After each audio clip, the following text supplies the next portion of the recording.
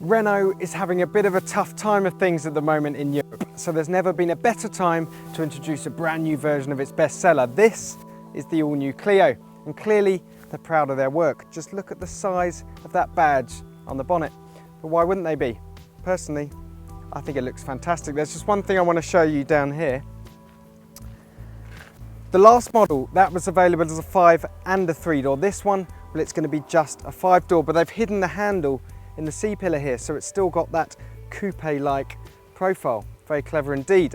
Other important things for this car, well, Renault says it's going to take personalisation to a whole new level. So this flame red is one of 7 colours you can get. You'll be able to get stickers on the bonnet, stickers on the roof, different coloured wheels and different coloured trim inside and out. Speaking of which, let's take a look inside.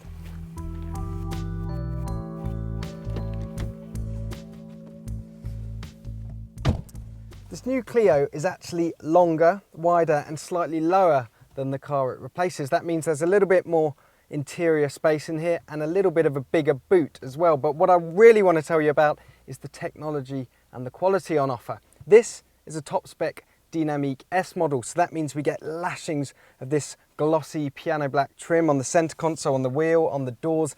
There's also chrome surround here and this very funky red dashboard which matches the exterior paint. The technology story, well, it all comes down to this 7-inch screen we've got on the dash here. It's called R-Link. It's a £450 option and it does all the usual stuff like sat-nav, Bluetooth, stereo, but it also allows you to download apps from its very own app store.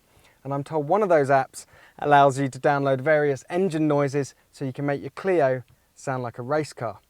Unfortunately, this particular model doesn't have that software installed, but never mind, we're going to go for a drive anyway. This engine I'm driving here is a new 90 horsepower 1.5 diesel. Now that returns over 80 mpg and just 90 grams per kilometre of CO2 in standard trim.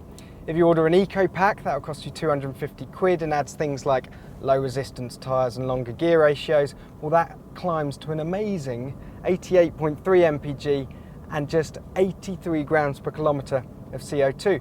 Now with figures like that, you'd expect this to be super slow, super dreary engine to drive, but actually it's really smooth, it's really torquey, and even on motorways it's really easy to keep up with the rest of the traffic. Okay, it's not fast and thrilling, but with figures like that, what do you expect? The other story under the bonnet, well, that's a brand new 3-cylinder turbocharged petrol engine, the first time Renault's ever had a 3-cylinder. That produces 90 horsepower as well, and just under 100 grams per kilometre of CO2.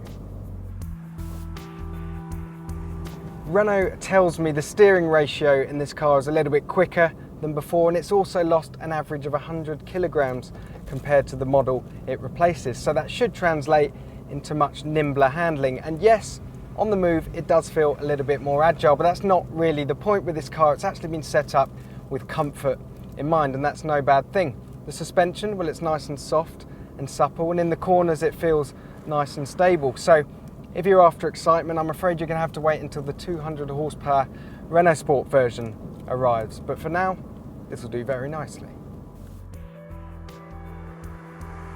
Renault is happy to admit that this is a make or break car for them, and I'm happy to report that it's a winner. It's fun, it's forward thinking, it's super refined. Okay, so it's not the most thrilling car to drive in the world, but we've got the Renault Sport version next summer for that.